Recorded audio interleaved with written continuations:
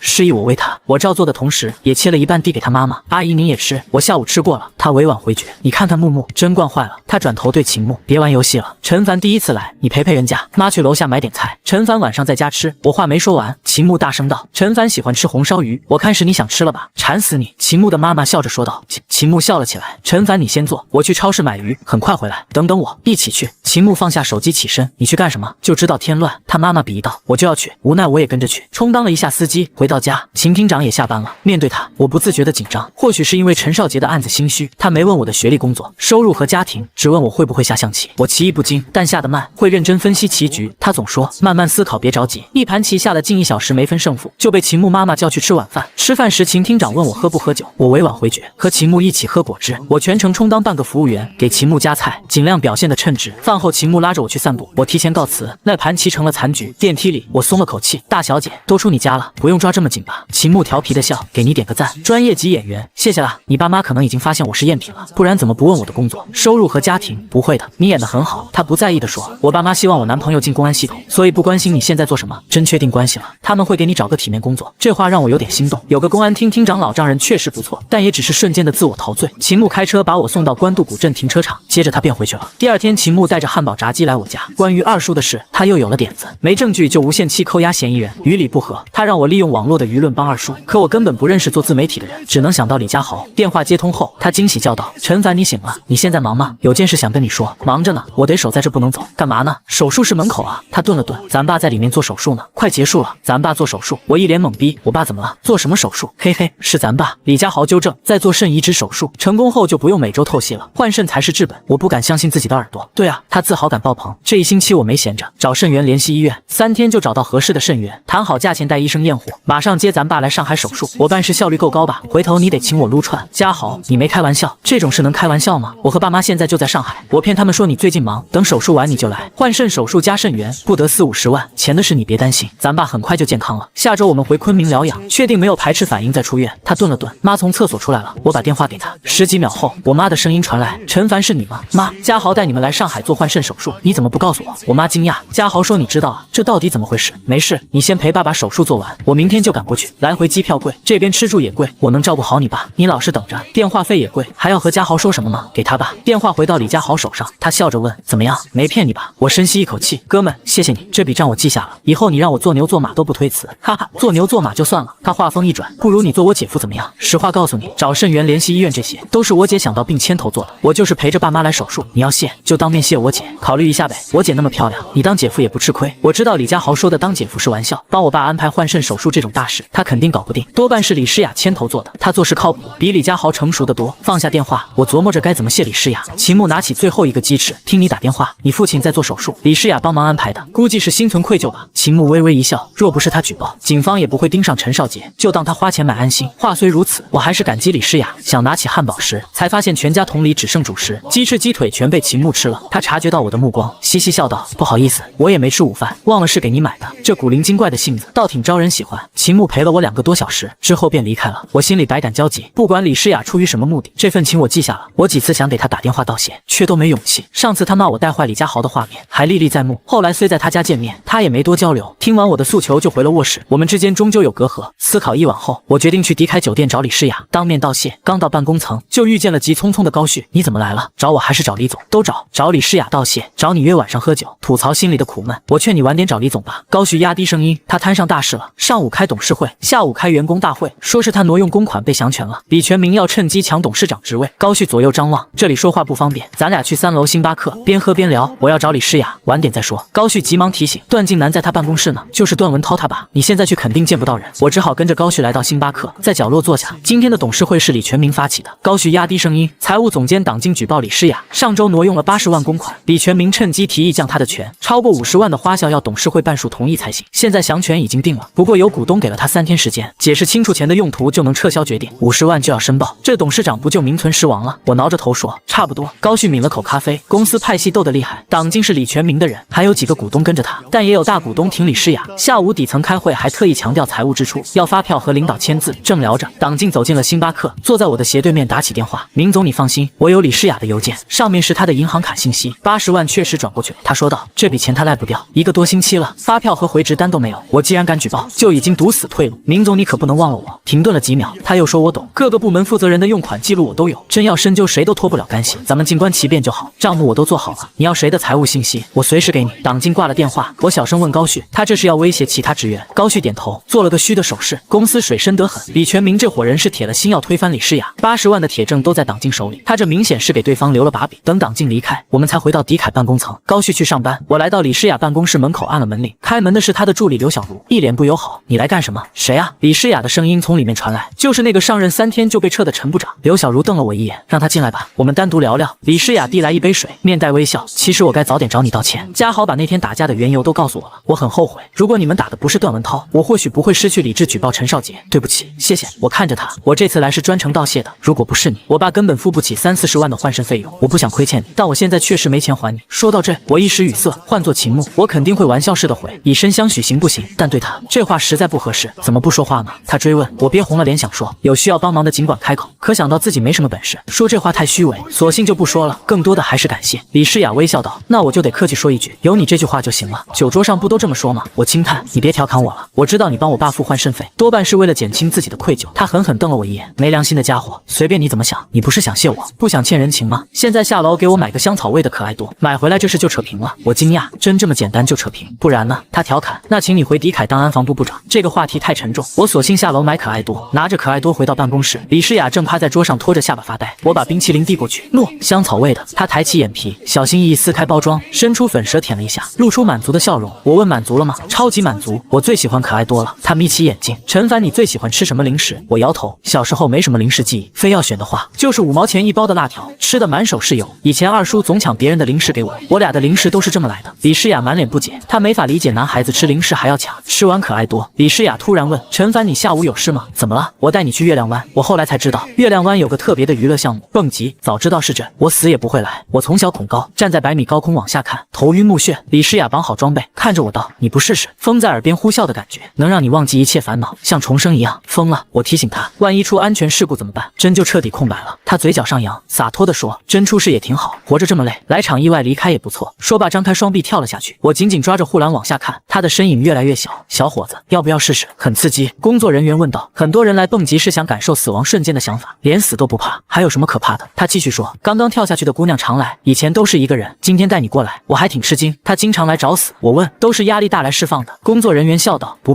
我可没活够，赶紧打消念头，只想快点离开。半小时后，我再次见到李诗雅，总觉得她有哪里不一样，却又说不上来。她喜怒不形于色，给人的感觉却时刻在变。回昆明的路上，她主动聊起陈少杰，问我有没有补救办法。我随口提了一句，朱大龙用自媒体施压，我们或许可以用同样的方式反击。我只是随便聊聊，没想到第2天，昆明几个本地热门自媒体账号同时发了推文，瞬间把这事推上了风口浪尖。其中一篇内容写得格外有内涵，一篇自媒体推文直接引爆话题，标题刺眼，本地市为增阅读量，逼死救助妞妞的林一飞。林一飞跳楼的事本已平息，这篇推文却让他重回公众视野。文中不仅咬定是本地市的推文逼死了林一飞，还附上了详细分析，有理有据。另一篇推文则人肉了朱大龙和田爱芬，曝光田爱芬因车祸去世的消息，舆论却一边倒的认为他死有余辜。这2篇推文时机选得极巧，都在本地市发文后推出。微信公众号一天只能发1次推文，朱大龙即便想解释，也得等半夜12点后，这就给了我们足够的时间引导舆论。第2天还能针对他的狡辩继续抨击。不用想，这肯定是李诗雅的手笔，我又欠了他一个人情。事情越闹越大，第3天舆论就指向了二叔，警方没有足够证据定罪，只能暂时放人。我本想在二叔出狱当天去见他，却被尹奕华制止，说他现在处境敏感。秦牧也打电话提醒我，最近别和陈少杰走太近，打电话也别多说。刑侦手段远比想象中高明，用自媒体给警方施压这个办法，本就是秦牧教我的，他最清楚警方的软肋。下午挤公交车的时候，啪的一声响起，一个熟悉的声音厉声喝道，把你的脏手从我身上拿开。我循声望去，怎么也不敢相信，竟然在公交车上遇见了李诗雅。第一时间我还以为自己眼花了，他怎么可能坐公交车？被他打了耳光的男子是一个30岁所有的4眼，李诗雅这一巴掌差点把他的眼镜打掉。男子先是愣了一下，估计是在这么多人的注视下有点下不来台，硬着头皮反驳道，谁摸你屁屁股了，你有证据吗？李诗雅被男子的话再次激怒，她扬起手就要打第二巴掌过去，但是手还没碰到男子的脸呢，就被男子抓在了手里。男子抓着李诗雅的手腕举得很高，还对身边的人说道：“大家都看到了，这娘们动手打人，还诬陷我摸她屁股，大家都看。”他的话就此停止，说不下去了，因为我的拳头已经迎面打在他的脸上。男子吃痛松开了李诗雅的手，捂着鼻子后退了2步。我用半个身子把李诗雅挡在身后，看着男子问道：“人家说你摸他屁股了吗？你自己反倒是心虚了。”一个乘客鄙夷地看着男子说道：“长得就一副猥琐的样子，臭不要脸的公交咸猪手，打他！”不知道谁在人群里面喊了一句，距离男子最近的一个人抬腿就是一脚，周围的人抬脚踹的人还真不少，但是真正下狠手去打的几乎没有。男子被踹到公交车的最前门，躲在上车门的位置不敢动。后来的群殴我就没怎么参与了。李诗雅很委屈地站在我身边看着这一切，我是想带她去我刚刚坐的那里，发现那个座位已经是不属于我了。车子停靠在正义方公交车站，被踹的男子从前门冲下车，灰溜溜地逃开了。也有几个乘客从后门下车，空出了位置。凭借我多年挤公交的经验，很容易的在车上帮李诗雅找了一个位置坐下，自己则是站在一边，2只手分别按在前排和李诗雅坐的椅子上，不让其他乘客靠近李诗雅。她坐在椅子上仰着头看我问道：“你这是什么动作？你傻吧？”我真是有点郁闷了，对李诗雅说道：“我这个动作不是把你圈在里面吗？防止别人的咸猪手再伸向你。你现在可以把我当成是你的护花使者。”李诗雅不屑地翻了翻眼睛，对我说道：“我实在是没办法把你这个姿势和护花使者4个字联想在一起，我感觉你更像是要抓猪的样子。抓猪？你是猪？”李诗雅发现自己说错话，直接放弃和我争辩了，把头扭向窗外，不准备搭理我了。我站在李诗雅身边问道：“你坐公交，这是在体验生活吗？”李诗雅很自然地说道：“我就是在体验生活，不行吗？咱能好好聊天吗？好像咱俩见面就要小吵上1-2句，要不你和我聊聊刚刚被人摸屁股的感觉。”李诗雅转过头狠狠地瞪了我一眼，然后继续看着窗外，都不愿意理我了。我不就是随便和她开个玩笑，至于吗？公交车晃悠了6-7站，临近李诗雅住的小区，她起身对我说道：“让开，我要下车了。”你就这么对你的救命恩人说话，态度能不能好那么一点点？救命恩人？李诗雅嘴角扬起一丝鄙夷的冷笑：“你救我什么了？帮我打跑一个色狼，那这不是事实吗？如果要是有人帮我打跑一个色狼，我肯定请他吃顿晚饭。下车，对我说的吗？那你觉得呢？”我屁颠屁颠的就跟着李诗雅一起下车了。小区附近有一条商业街，下车之后，李诗雅就带我直奔商业街走去，一边走一边问道：“想吃点什么？我一个人在家也懒得做饭了，随意。”我调侃李诗雅说道：“反正你别让我交钱就成，吃啥我都不介意。”我说这话的时候，商业街上行走的路人都投来鄙夷的目光，估计很多人都在想，这人怎么能说出这么厚脸皮的话呢？李诗雅彻底无奈了，对我说道：“你能不能有点正形？”我2手一摊反问道：“怎么了？我的形象有什么问题吗？”李诗雅轻叹一声，右转走入了一家吃韩国烤肉的店，选了一个卡座，对我说道：“就吃这个吧，实在不想带着你在街上多走一步，丢人。你已经用无情的言语打击了我一路，我大人有大量，不和你一般计较。”李诗雅压根就不想和我聊这么没趣的话题，一边看着菜单一边问道：“她问我现在做什么工作？最近事情太多，我都没怎么工作，每天有空就做兼职。”陈凡说：“真的，你有没有想过回迪凯工作？其实公司高层领导有很多人对你是认可的，别看你只工作了3天，整个安防部的风貌都改变了。现在保安部的部长是何大壮，曹有为已经被我开除了。”说到这，李诗雅合上了菜单，看着我认真的说道：“陈凡，我觉得今天咱俩应该好好谈谈了。”我和李诗雅相对而坐，她神色严肃，全无玩笑之意。2件事，她开口道：“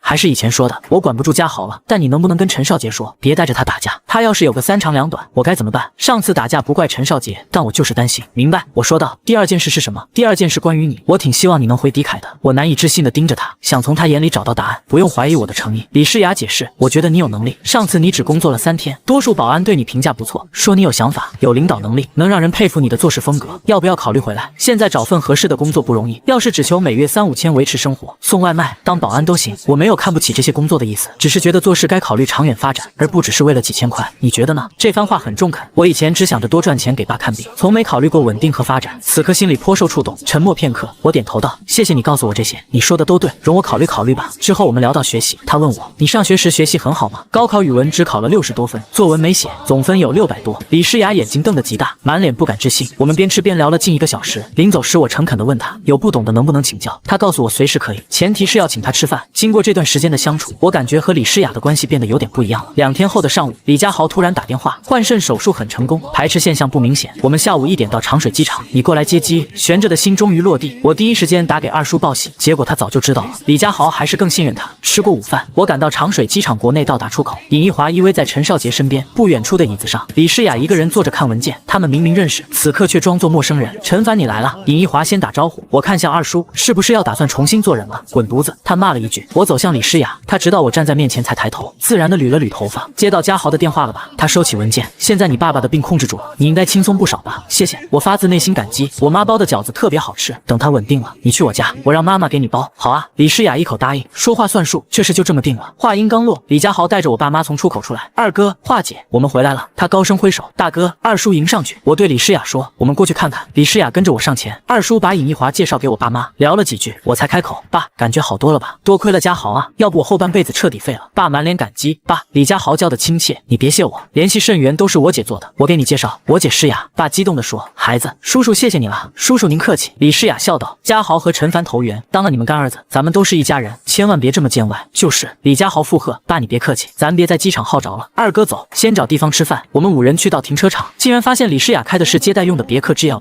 李家豪惊呆了：“姐，你怎么开这个车？路虎呢？提示该做保养，我让人送 4S 店了。”不可能！李家豪反驳：“我走之前才做的二保，怎么会提示保养？是不是和别人擦碰了？不小心碰了一下，小问题。”李诗雅顺着话题说。李家豪没再追问，我拦住要去主驾驶的李诗雅：“你开不习惯这车，我来开吧。”她犹豫了一下，把钥匙递给我：“那你来吧。”我接过钥匙，盯着她的眼睛问：“告诉我，你挪用公司的钱是不是给我爸换肾了？你的路虎根本没在 4S 店，是被你卖了，用这笔钱填补公款，对不对？”李诗雅轻蔑地看了我一眼，反问道：“这些和你有什么关系吗？”她没再给我追问的机会，绕过车头走向副驾驶，回到市区吃了顿简单的午饭，便去医院办理住院疗养手续，所有费用都是李家豪结清的。医生说要住院观察1周到半个月，我爸妈觉得没必要，李诗雅和李家豪却坚持不同意。安顿好爸妈，他们俩先走了，我留在病房陪着。爸坐在床上说：“医院说7天拆线，拆完再观察7天，要住足半个月，在上海都折腾10几天了，回昆明住3天就行，别花冤枉钱。”爸，我劝道：“手续都办了，先住1周，没问题再想回家的事。这些年你被病折磨，最后几天就安心住着。”儿子，爸小心翼翼地说：“这次去上海花了不少钱，光手术就60多万，还不算机票住宿。我和你妈商量好了，回家把房子卖了，不够的再想办法。卖了你们住哪？”我急了，妈在一边说：“房子就是个住处，我俩去棚户区租个30-40平米的小房子就行。你和少杰总不回，房子大了也空得慌，这事就这么定了。”爸打断我：“以前想着我不在了，给你妈留个窝，现在病好了，还怕赚不到钱？你不用发表意见，我比你还倔。当年你不上大学不也坚持自己的想法？”我彻底没话说了，这真是我亲爹。晚上陈少杰和尹一华来了，陈少杰买了一大堆爸爱吃的东西，尹一华给妈送了个大红包。我把陈少杰拉到病房阳台，确认没人听见，小声问：“现在风声还紧吗？”“我都不紧张，你紧张什么？没足够证据，他们不能把我怎样，得表扬你。那辆桑塔纳处理的不错。”我挠着头笑，那天去华姐家，看着那车不顺眼，连夜弄走了。安全吗？安全，我说道。滇池这季节水面绿油油的，污染又严重，什么时候清澈了才能看到？到时候车早腐蚀的认不出来了。陈少杰左手插兜，右手夹着烟，看着窗外。这事以后别提了，警察在找你，就按以前的说。最近跟警察打交道多了，应付的游刃有余。我笑道。他没说话，那份镇定是我比不了的。我忍不住问：“你知道警察怎么找上你的吗？”“知道。”陈少杰平静地说。“家豪都跟我说了，他说的云淡风轻。”没打算多聊，我试探着问：“你一点想法都没有？不怨恨李诗雅？”“怨恨当然有，而且很大。”他坦然道。“但我能理解他的想法，理解不代表原谅，不原谅也不代表要报复。你爸的肾是他出钱换的，这几十万咱俩要赚10年8年。做人要懂感恩，我能处理好，就算不是朋友，也不会变成敌人。”我松了口气。“你能这么想就好，我还担心你性格倔强会做出格的事。”陈少杰转过头鄙夷地看我：“我性格倔强不代表没脑子，没人情味。你个 low 逼，要不是打不过他，我真想揍他一顿。”尹一华和我爸妈聊得很开心，我想留下来照顾，被陈少杰和爸妈一起赶走了。他们担心我明天上班没精神，我没多解释，有陈少杰在挺好。我也想早点开溜，不是去休息，是突然很想找李诗雅，哪怕只是面对面坐一会儿。具体聊什么，我还没想好。我来过李诗雅住的高档小区，门口保安拦住我说必须让住户解锁门禁才能进。正琢磨要不要打电话时，李诗雅坐着摩的来了，胳膊上挎着古驰包，下车给了驾驶员10块钱，对方找了他5块。他看到我愣了下：“你怎么不在医院陪爸妈，跑这来干什么？你心可真大，挎着古驰包坐摩的就不怕被抢？”我双手抱胸，李诗雅捋顺长发别在耳后：“你觉得坐摩的女孩挎的古驰能是真的？劫匪会冒着风险抢个10几块的地摊货？”我竖起大拇指：“算你狠，你以为劫匪都不长脑子？”他拿出门禁卡，带我走进小区，微风吹来他的发香。我转头问：“我来就是想弄清楚，你是不是把路虎卖了给我爸换肾？”“是啊。”他回答得很随意：“我和家豪只有迪凯的股份，每月就靠薪水生活，没70-80万存款，只能先卖车。你是先挪用公款，被发现后卖车填补，对吗？”李诗雅停住脚步：“有什么区别吗？为什么这么做？就为了给自己买个安心。”说完我就后悔了，这话太过分。他继续往前走：“你不用管我的目的，也不需要知道，我又没让你还钱，你紧张什么？”我拉住他认真道：“谢谢你，不管你是什么目的，我都发自内心感谢。我不知道怎么报答，但我想为你做点什么。”李诗雅看了看我的脸，又瞥了眼我抓着她的手：“你可别说是以身相许，我承受不起。”我赶紧松手：“我是认真的，你别不当回事。”他摊摊手：“你别把家豪带坏就行，别无他求。”说完转身往楼栋走，走了几步他停下回头：“想什么呢？不上来坐会儿？”“不了，看到你就放心了，我该回去了，晚安。”“随便你。”他优雅转身消失在视线里。我至今搞不懂他帮我的真正原因，是买心安还是后悔？得不到确切答案，只能作罢。离开小区，我奢侈的买了包22块的红盒，算是庆祝父亲康复。点燃烟，我拨通秦牧的电话，他的方言搞笑彩铃响了10几秒才接通，第一句话就是：“陈凡怎么样？好不好笑？你就是那只猪。”“什么猪？”我疑惑。“你没听彩铃？”他有点失落。“不行，你得重新听。”说完就挂了。我无奈再次拨打，接通后赶紧说：“我听到了，我就是那只猪，别挂了。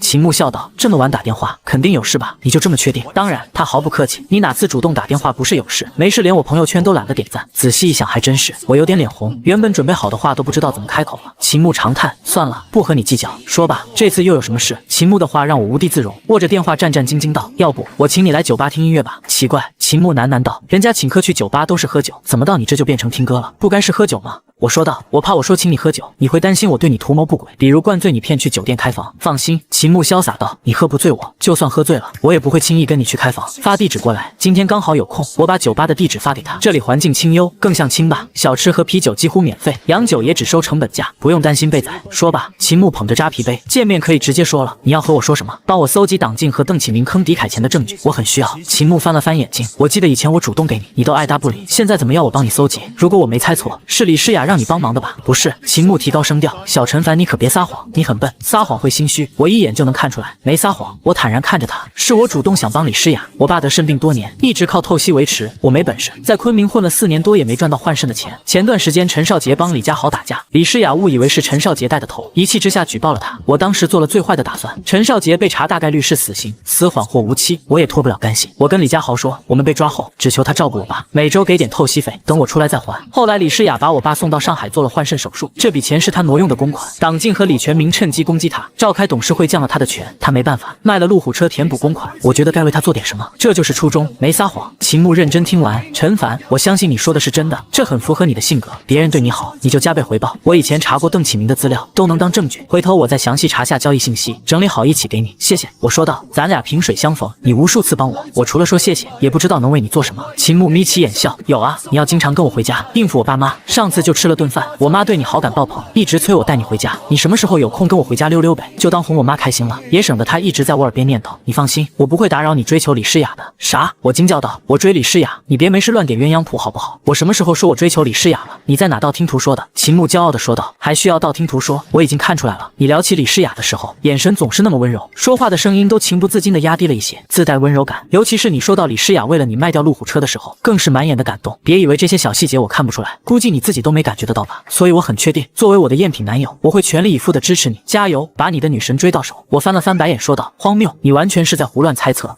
秦牧笑道，某些人还是处于半傻状态，你就继续当你的半傻吧，我会尽快把你先要的资料给到你，你答应我的事也别忘记。成交，我就把这个赝品男友当到底，祝你也尽快找到一个正品。我们聊了2个多小时，话题随意。回到住处洗完澡，我给高旭发语音，问狄凯最近针对李诗雅的动静。陈凡，你不给我打电话我都要打给你。高旭兴奋道，狄凯这几天要出大问题。怎么了？李诗雅挪用公款的事爆出来后，股东支持率明显下降，李全明趁机指责他，公开拉拢高层站队。我打断他，难道真有人跟他？没这么简单吧？李诗雅已经被降权了，有名无实。高旭解释，大家都看到了李全明的根基，他的威望反而涨了。我琢磨着，站在客观角度，大家确实会对李诗雅失去一些信任，毕竟他挪用公款错在先。我就想不明白，他怎么敢在这个时候挪用公款？高旭长叹，党静是李全明的人，财政大权在他们手里，这不是断送自己对狄凯的控制权吗？得不偿失。听他这么说，我才意识到李诗雅为我冒了多大的风险，他肯定想过后果，却还是做了。第二天，我去到警局门口找秦牧，他把档案袋丢给我，你要的证据都在这里，足够证明党静、邓启明和采购部经理串通坑钱，怎么用你自己研究。我该做的都做完了，你答应我的事呢？今晚我买2只火鸡去你家。不行。秦牧瞪我，太没诚意了。秦牧白了我一眼，不陪你玩了，我还在上班，记得答应我的事，改天约你，今晚别来，我要值班。他刚离开，高旭就在微信发了惊悚表情，陈凡，狄凯出大事了，突然召开董事会，要罢免李诗雅董事长和总经理的职务。他今天怕是凶多吉少。看到高旭的消息，我瞬间乱了阵脚，拿起手机回复，什么情况？你怎么知道的？我一直关注高层动态，消息灵通。李全明刚宣布下午2点半开董事会，同事私下说他就是要罢免李诗雅，自己取而代之。我抓起秦牧给的档案袋，我直奔狄凯。7、8公里的路程，我拦了辆电瓶车，师傅开得飞快，完全不怕拥堵。左手紧抱文件袋，右手拨通李诗雅的电话，响了几声被挂断。我不甘心再打，他接听后立刻说，陈凡，我手头有急事，晚点回你。等话没说完，电话又被挂了。第3遍拨打，显示已关机。没办法，我转而打给高旭，他秒接。怎么了？我在去狄凯的路上，2点前到不了，会迟到几分钟。我说道，你帮我个忙，偷偷溜进会议室，把手机藏在角落，咱们保持通话，我要听里面的情况，知道又能怎么样？高旭不解，别问了，时间不多，狄凯的会议室你熟，快点。好。我握紧手机，不停催促电瓶车师傅。电话里传来高旭的声音，李总，我有个文件需要您过目，马上开董事会了，有事散会后再说。之后高旭没了声音，只剩嘈杂的议论声。老徐你怎么看？李全明这时候开董事会，怕是有把握改选董事长了。兄妹闹成这样对股东没好处，能者上任。认，谁能带好迪凯，我支持谁。李诗雅能力是有的，上半年淡季入驻率都比去年高20，我还是会投他。你别忘了他挪用公款，虽然后来补上了，但用途至今没给合理交代，这才半年就敢这么做，久了还得了。董事会不是已经限制他的权利了吗？别吵了，未来的董事长来了。紧接着，李全明的声音响起，大家都到挺早，临时开会，不好意思，李总还没来，不会不来吧？怎么可能？刘小茹的声音传来，你是不是特别希望李总不来？好，随心所欲。李全明笑呵呵地说，哪能呢？今天讨论大事，少了李总可不行。大家都到的差不多了，开始吧。李诗雅的声音平静无波，几位股东联合发起临时董事会，股份比例超过40，按惯例尊重申请，我宣布董事会正式开始。不知今天要讨论什么事？李全明，既然李总直接，我也不绕弯子。现任董事长兼总经理挪用公款，补偿后仍未给董事会合理解释，涉嫌渎职。我们今天召开董事会，只有一个目的，申请重新选举董事长兼总经理。电话那头瞬间乱成一片，我急得对电瓶车师傅喊道：“师傅，再快点，我加钱。”别急啊，师傅无奈道：“这是电瓶车，跑不出摩托速度，马上就到了。”电话那头乱了10几秒，李诗雅镇定的声音传来：“我想问在座各位，有多少人同意李全明的提议，重选董事长、总经理？超过半数我就接受。”不急，一个苍老的声音响起，周围瞬间安静。李诗雅接管迪凯后，公司业绩有目共睹，今年环比提升一大截，仅因挪用公款就弹劾他，说得过去。但今天这选举，怕是有人处心积虑的契机。作为股东，我支持有能力的人，希望下一任比李诗雅更能干。不如先看看提名候选人，再决定是否重选。叶老说的对，我支持。叶老考虑的周到。李全明笑道：“已有几位股东提名我，您若有看好的，也可提名，我们公平公开投票。那罢了，我不同意重选。”叶老说道：“您不同意没用。”这时有人接话：“我支持李全明，我也支持小李总。”众人七嘴八舌，场面再度混乱，我只能听清大概，全靠猜测。大家静一静。李全明的声音响起：“我们简单统计，同意改选的股东请投票。”我知道他早有准备，愈发心急，不停催促师傅：“就到了，穿过这条街就是。”师傅被催得无奈，绿灯未亮就冲过马路，吓出我一身冷汗。投票结果出来了，超过半数支持更换。李全明的声音传来：“按规矩，董事会先提名候选人，我提名我姐。”李家豪叫道：“重选不代表我姐没机会，我有13股份，我姐也有，加起来26。还有人支持我姐吗？”“我支持。”一个陌生的声音响起：“段靖南拥有迪凯10股份，算上我的够了。”我恍然大悟，这是段文涛的父亲，他一直想让儿子和李诗雅在一起，可段文涛喜欢另一位股东的女儿。还有提名的吗？李全明的语气透着失望。没有的话，准备投票选举。李总，现在可以开始了吗？开始吧。李诗雅的语气毫无波澜，像是已经死心。另一个声音响起：“流程走到这一步，我没什么好说的，希望大家慎重投票，选出能带领迪凯更好发展的领头人。”电瓶车终于停在迪凯门前，我丢给师傅50块钱，头也不回的冲进去。保安拦住我：“你干什么的？有预约吗？”刷电梯。我指着他的胸卡，告诉何大壮：“陈部长来了，回头找他聊天。”我是迪凯股东，董事会都迟到了。保安半信半疑地刷了电梯，我补了一句，回头跟何大壮说：“给你升职。”他乐滋滋的敬了个礼。大家没有异议，开始投票吧。李全明的声音传来：“等等！”我本能的对着电话大喊，却没人能听到。电梯里手机信号突然中断，会议室内的情况彻底未知。投票真的要开始了，我急得恨不得让电梯飞起来。电梯门一开，我几乎是冲出去的，直奔会议室。曾在这里工作过几天，地形熟得很，40秒就冲到了门口，能听到里面杂乱的声音。我深吸一口气，整理了下狼狈的形象，手里的文件袋是扳回一局的关键。我直接推开会议室门，里面瞬间安静，所有人都愣住了，齐刷刷看向我。李诗雅眼神满是惊讶，却依旧镇定。李全明起身问道：“干什么的？谁让你进来的？”我没看他，径直走到李诗雅身边，弯腰附耳，用大音量说：“李总，调查财务的资料我都整理好了，现在可以公布给大家了。您看，是您给大家宣布调查结果，还是我来呢？你来吧。”他气定神闲地说。我站在他身后，拿起麦克风环视众人，党静也在，迪凯不少高管都是小股东。我把文件袋递给刘小茹，麻烦把里面的资料拿到投影下，投射在大屏上，让大家都看一下我们的调查结果。小茹立刻照做。各位股东，接下来展示的是调查结果。我握着麦克风，大家都知道，迪凯这几年采购渠道有大问题，高价买回来的劣质酒店用品屡遭投诉。李总让我暗中调查，终于掌握了全部资料。大家请看大屏幕，屏幕上出现第一家供应商公司信息。我解释道，这家公司法人代表叫邓启明，多年前与迪凯有过一次合作，采购合同如下。小茹放上采购合同。我继续说，合作后这家公司迅速消失，迪凯维权无门，吃了哑巴亏后，迪凯重新找合作伙伴。小茹放第二家公司的资料，第二家公司的法人还是邓启明，交易如法炮制，采购后公司就找不到了。我指着屏幕，第三家、第四家亦是如此。这几年迪凯采购的劣质用品全是他提供的，每次发现问题，迪凯只能再花高价买临时用品，而邓启明早已注册好下一家公司。说到这，大家肯定好奇他是谁，为什么能让采购部一再找他合作？你胡说什么？一个微胖中年男子起身指着我，我是采购部负责人，你从哪弄来的假资料？不给我个说法，我和你没完。你别急，我说道，资料真假一会自见分晓，先说说邓启明的身份。滚出去！李全明突然失控骂道，你在这胡言乱语什么？让他说完。一位神态庄重的老者沉声道，作为股东，我们有权知道真相。小伙子，你继续。我点点头。邓启明是财务部总监党静的老公，采购部采购物资离不开领导签字认可，采购部屡次完成采购并拿到款项，这里面的猫腻大家自行琢磨。我最近从劣质产品供应商入手，查到了这个秘密，其他的没有实证就不乱说了。今天董事会选举新领导，希望大家慎重。说完，我把麦克风放在李诗雅面前，恭敬后退一步。会议室陷入死寂。1分钟后，老者猛地拍桌：“采购部、财务部，给我一个合理的解释。”我提议，今天董事会暂时解散，更换领导的事暂且搁置。吴伯英明、李家豪第一个举手，我支持休会，继续由我姐担任董事长组，先查内鬼再谈选举。我赞成，我也赞成。众人纷纷举手，董事会开不下去了。李诗雅却没立刻宣布散会，看向李全明：“明哥，我以董事长兼总经理的身份，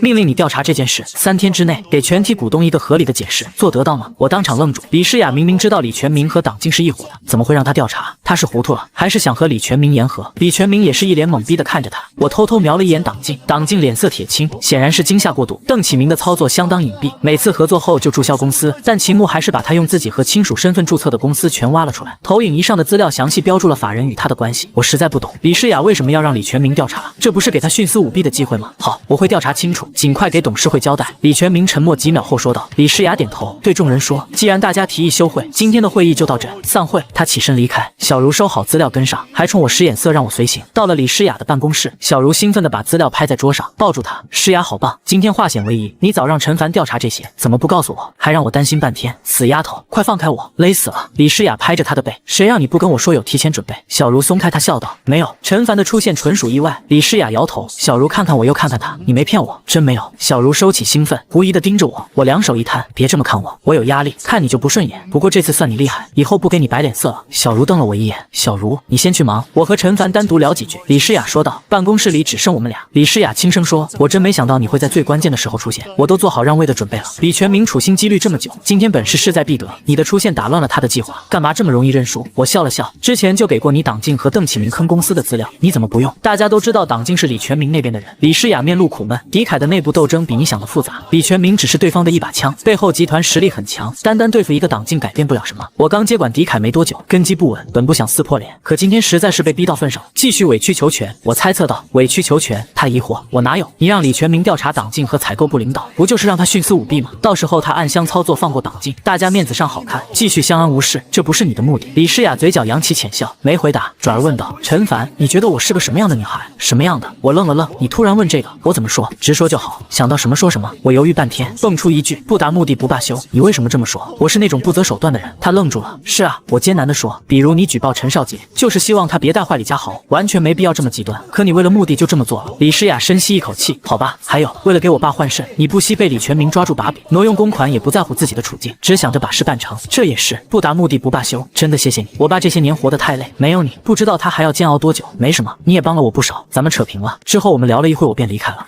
2天后的晚上，我闲来无事在街头游荡，点开朋友圈，看到李诗雅1分钟前发了条动态，是街景和被路灯拉长的影子。我没多想，拨通了她的电话，还没睡，电话秒接。我问她在哪，我来接你，送你回家。她愣了一下，我就在小区门口，你怎么突然要送我？看你发朋友圈，以为你和我一样，灵魂无处安放，在街上游荡，那你来接我吧。李诗雅说道，我带你去个能放下灵魂的地方。她直接挂了电话，发来一个定位，我接来房东老周的车，10分钟就到了。李诗雅站在路灯下，手里捧着一杯奶茶，她没注意到我，直到我走到面前才惊讶道，这么快，等着安放灵魂呢，能不快？我调侃道，上车，哥带你奢侈一把兜个风。他乖乖走向副驾驶，没有丝毫鄙夷，反倒让我有些不习惯。上车后，他仍捧着奶茶不放，这奶茶有多好喝，这么舍不得？我问道，诺，给你尝尝。他把奶茶递过来，香芋味的，不嫌弃就试试。我接过奶茶，含着他用过的细管尝了一口，淡淡的清香，味道确实不错，没骗你吧？他满眼期待，挺好喝。我把奶茶放在杯架上，但也不至于大半夜捧着奶茶，拿着手机游街，还发朋友圈吧？李诗雅轻叹一声，学着我的语气，灵魂无处安放，走，咱俩找地方安放去。我发动引擎，他用手机设了导航。半小时后，我们到了海埂大坝，一条围着滇池的数百米堤坝。我以前来送过外卖，深夜来还是第一次。李诗雅率先爬上堤坝台阶，在上面又蹦又跳，爬这么慢，你是7老80了？我慢悠悠走上前，找了张长椅坐下。滇池水面泛着渔火，远处悬着明月，倒影映在水里，世界瞬间安静下来。李诗雅跳够了，坐在我身边。陈凡，喜欢这里吗？把灵魂安放在这可好？我转头看他，长发被风吹起，发香飘来。他察觉到我的目光，问道，干嘛看我？你好像对这里很熟悉。他深吸一口气，靠在椅背上凝望远处。我小时候没见过爸爸，跟着妈妈和弟弟过。初一作文课写我的爸爸，我一个字没写，说自己没爸爸。同学们都用异样的眼光看我。爸爸一直暗中给妈妈很多钱，我们生活优越，但妈妈没工作。后来就有小伙伴背后议论，说我妈是出去卖的，赚钱供我们读书。眼泪顺着她的脸颊滑落，我笨拙地掏出皱巴巴的纸巾递给她，不知道该怎么安慰。我搂着李诗雅，她没反抗，安静靠在我肩头。陈凡，咱们过得都不快乐对吗？她哽咽着，我常梦见我妈，她总说要照顾好家豪，为了她他，我什么都能做，包括举报陈少杰那件事。陈凡，对不起。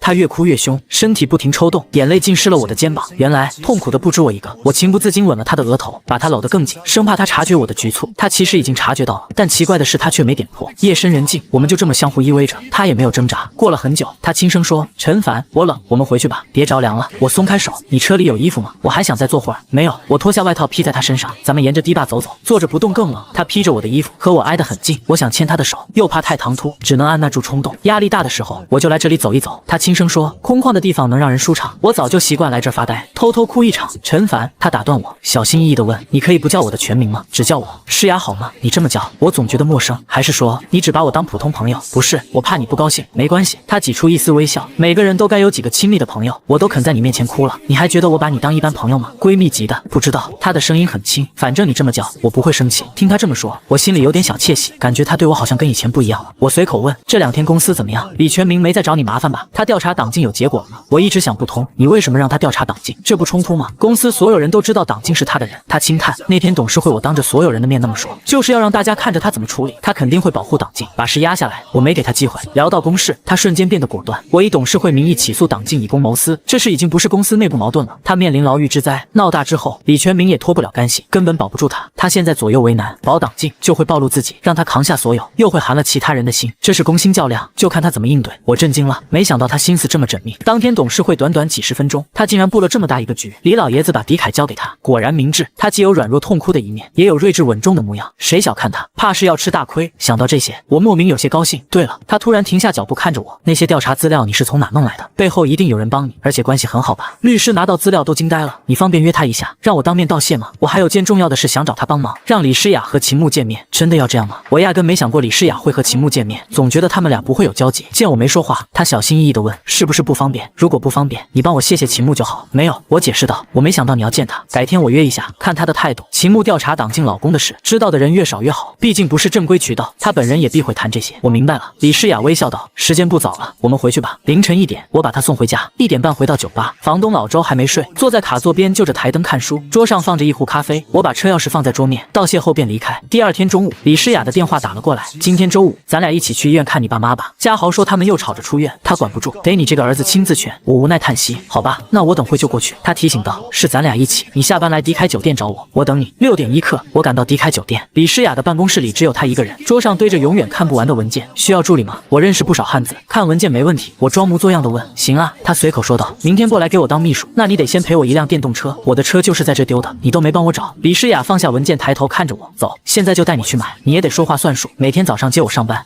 我认怂了，挠着头转移话题：“咱俩还是先去医院吧，处理完老人的事再说。”他也不纠缠，拿起古驰包走在我身边。到了医院单间病房，李家豪正和我爸下象棋，我妈拿着抹布把病房擦得一尘不染。李诗雅在门口买了些高价水果提进来：“姐夫，你带我姐来看咱爸妈，是打算坦白关系了？”我俩刚进门，李家豪就大喊道：“这一声姐夫，惊得我和李诗雅都愣住了。”他的脸泛起红晕，深深看了我一眼。我爸妈也一脸呆滞地看着我们。别乱说，我把水果放在茶几上。怕啥？李家豪理直气壮：“你是担心爸妈不同意，有啥好隐瞒的？”我妈当真了，认真地问：“儿子，你和诗雅在谈恋爱没有？”我急忙解释：“别听家豪瞎说。”我妈惋惜地说：“也是，诗雅条件这么好，哪能看得上你？阿姨您别这么说。”李诗雅笑着说道：“陈凡懂事又孝顺，条件也很好。”我坐在爸身边的沙发上，听说你吵着出院，这才住了3、4天，咱不是说好住1周吗？爸瞪大了眼睛：“这床费1天600多，我住不起。今天你来了正好，明天一早就办出院手续，我要回家。”看着他不在乎别人关心，只想着省钱的样子，我有些尴尬，语气也强硬起来：“我同意你出院了吗？我需要你同意吗？”爸的声音比我还大，空气中瞬间充满火药味，一场家庭大战一触即发。我爹比我还倔，我只能提高音量：“你刚做完手术，嘉豪和诗雅花了几10万，不就是想让你健健康康的？大钱都花了，还差住院观察这点钱，能不能听话？我自己的身体我清楚，不用你废话，别吵了。”我妈赶紧劝和：“你们父子俩凑一起就拌嘴，有话好好说。出去。”我爸冷着脸对我妈说：“你们都回避一下，我要和这小兔崽子单独聊聊。”爸，李家豪劝道：“我姐夫也是好心，您别生气，床费真不算啥负担。孩子啊。”我爸对李家豪语气柔和了不少：“你和诗雅先出去买点晚饭，我和陈凡说几句。”李诗雅同情地看了我一眼，跟着我妈走出病房。李家豪走在最后，还冲我做了个鬼脸。病房里只剩我们父子俩，沉默了半天。爸不是不懂事，是担心诗雅把我们当成负担，人家要和你谈恋爱，肯定会考虑家庭，谁愿意嫁过来就伺候公婆？我早点出院，证明身体还行，免得给你添麻烦。我没和李诗雅谈恋爱，都是嘉豪瞎说的。他都跟你们说了啥？嘉豪说啥不重要，我和你妈都看在眼里。诗雅这孩子不错，哪点配不上你？嘉豪都把你当兄弟，人家也真心照顾我们，你就不想亲上加亲？爸，我无奈哀求，你想点靠谱的，我和他根本不可能，我凭啥让人家看得上？我儿子在我眼里啥都好，而且我看得出来，诗雅对你也有意思。打住！我说道，咱不讨论这个了，那我要出院。他像老小孩一样威胁，你不和诗雅好，我就出院。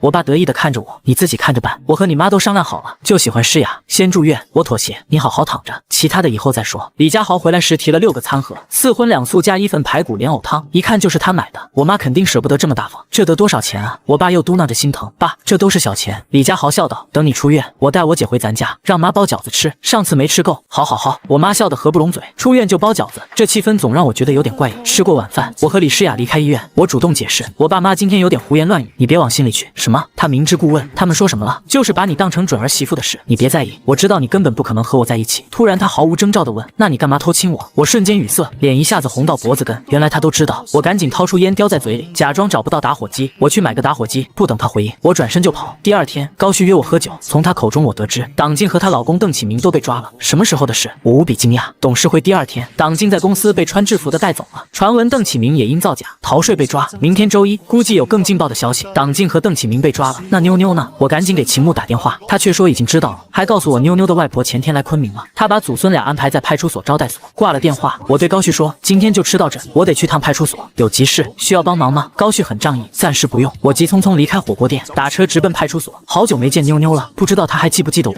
也想起了林一飞，她的遗愿怕是要成遗憾了。派出所里，秦牧穿着制服在前台教一个老大爷填申请表，看到我进来，对同事说，帮我顶挡一会儿，我去洗手间，然后给我使了个眼色，示意我去招待所方向。我绕到后门，秦牧已经在那等我了。我来找秦牧，他穿着制服，双手抱胸，带着挑衅和抱怨，你终于肯为别人来找我了，认识这么久就没有一次是为我主动来的。我还没找借口就被他打断说，我说的对不对？你敢反驳吗？你敢说哪次是专门找我的？好吧，我无力反驳，下次注意。其实我也想约你看电影，就是担心你约会太多，我开口没约到，多丢脸。呸！秦牧鄙夷道，就会找借口，下次你试试。走吧，带你去看阿婆和妞妞，辛苦你了。他自豪道，谁让我是人民警察呢？妞妞妈妈翠兰还没找到，已经列入失踪人口了。妞妞还好吗？还认识你吗？当然。秦牧得意，我抱他的时候，他还亲我脸了呢。招待所3楼，妞妞趴在桌上写字，阿婆在勾拖鞋。看到我进来，阿婆高兴的起身拉住我的手，陈凡你还好吗？最近怎么瘦了？工作太辛苦了。不辛苦，都挺好的。阿婆喊道，妞妞，快来看谁来了。妞妞早就看到了，乖乖站在一边，这时才上前问好。我抱起她，在爸爸家开心吗？上幼儿园了吗？妞妞先点头再摇头，怎么又点头又摇头？上学开心，家里不开心，我想和外婆在一起。阿婆听得心酸，忍不住叹息。邓启明把妞妞接走后，没和您联系过吗？我问。没有。阿婆体谅道，年轻人忙事业，哪顾得上我？只要他带好妞妞就行。我不忍心告诉他邓启明做的不是正当生意，也没说他被抓和我们有关。陪老人聊了会儿，我们找借口溜走。站在楼门前，秦牧心虚地问，要是阿婆知道邓启明被抓和咱俩有关，会不会恨死我们？不知道。我回头看了一眼，看得出来老人挺体谅他的，多半是看在妞妞的份上。现在怎么办？秦牧说道，李诗雅没打算放过他们，走司法程序。这俩人没个3、5年出不来，我担心妞妞刚找到爸爸又要失去，他这么小能不能承受？你趁机接近邓启明，调查翠兰的去向。我说道，虽然猜到最坏的结果，但我希望我们猜错了，翠兰还活着。秦牧长叹，也只能这样了。找到翠兰，孩子跟在妈妈身边总比跟着爸爸好，还能避免面对后妈。他打了个冷战，后妈太可怕了。我一整天什么都没做，晚上回去后，我在房东老周酒吧待了一会，之后我蹲在马路上抽烟。路灯亮起时，一双红色高跟鞋突然出现在我面前的烟头堆旁，我本能抬头，李诗雅静静站在眼前。你来了。我没起身，只是打了个招呼。不欢迎吗？当然欢迎。我站起来，我房东老周这冷清的酒吧全靠你们捧场。今天喝点什么？咖啡，要你亲自煮。李诗雅找了个卡座坐下，我像会煮咖啡的样子吗？房东老周在吧台里笑，来吧，我教你。几分钟后，我把咖啡端到李诗雅面前，坐在她对面。老板请慢用，还有吩咐吗？缺个陪聊的，想聊什么？有你这样的吗？她抱怨道，不该你主动找话题。今天心情不太好，一整天没吃东西，饿得不想说话。你想吃什么？我请客。算了，没心情。你这么晚来着，不会就为了喝杯咖啡吧？李诗雅轻叹，今天段静南找过我了。段静南，我突然想起，他是迪凯的大股东，儿子段文涛被我和李家豪打过。他找你干什么？还想撮合你和他儿子？公司要新一轮股东投票，选新任董事长和总经理。上次李全明没成功，但我毕竟被罢免过职务，现在要名正言顺重新选举。段静南说他支持我，站在我这边。然后呢？我猜测他主动找你，肯定不止这些吧？段静南发现我最近上下班不开车，联想到上次挪用公款的事，委婉问我是不是把车卖了填补漏洞。李诗雅说道，你怎么说？我觉得段静南城府肯定不浅。他喝了口咖啡，平静地说，实话实说呗，撒谎也没用。他说要再给我买一辆车，对你这么好。他和我爸关系不错，我叫他段叔叔，但我委婉回绝了。现在坐地铁挺方便，外出办公公司也有车。我深吸一口气，明天我去买彩票，中了500万就还你那几十万，能有点出息吗？他不屑道，哪个男人把赚钱希望放彩票上，不觉得颓废吗？我随便说说而已，不想听。行吧，说点你爱听的。你今天真漂亮，这这下满意了吧？李诗雅幽怨地瞪了我一眼，带我去古镇走走。夜晚的古镇不是挺热闹吗？我几乎没怎么逛过。走，免费给你当导游。夜晚的官渡古镇确实热闹，青石板路两侧全是小吃摊，大妈们在广场跳舞，小孩们嬉笑打闹。李诗雅对街边几块钱的小玩意很感兴趣，走几步就停下围观，问半天却不买，我只能跟着她来回跑。两个孩子迎面撞过来，李诗雅痛得惊叫一声，前面的小男孩说了句对不起就跑了。怎么样，撞疼了吧？我关切地问。崴到脚了，好痛，你扶我一下。他双眼含泪，我搂着他的腰，先站稳活动活动，看看要不要紧。应该没事，就是扭了一下。我扶他坐在长椅上，看到推着自行车卖棉花糖的老伯说道：你在这等我，你干嘛去？要丢下我吗？等我。我花5块钱买了个超大的棉花糖，回来时李诗雅兴奋地捂着嘴，周围已经围了不少人，误以为我在表白，还有人拿手机录像，给个面子接过去呗。我小声说，这么多人看着。我举着眼泪，李诗雅接过棉花糖挡在脸边，伸手拉我，快点拉我起来，好害羞。这是我第一次碰她的手，手指细长，握起来很舒服。在众人注视下，她紧贴着我往前走。会不会有人把视频发网上，用棉花糖表白，比玫瑰花省钱多了？我调侃道，这算哪门子表白？她不屑。吃瓜群众会添油加醋的，也有可能说坏叔叔用棉花糖哄骗小女孩，你算哪门子小女孩？她狠狠瞪了我一眼，我没敢再往下说。回到酒吧后，我带着李诗雅上了2楼，左边是我的卧室，右边是房东老周的。你住的地方怎么这么小？她惊讶地问。挺好的，这床1.5米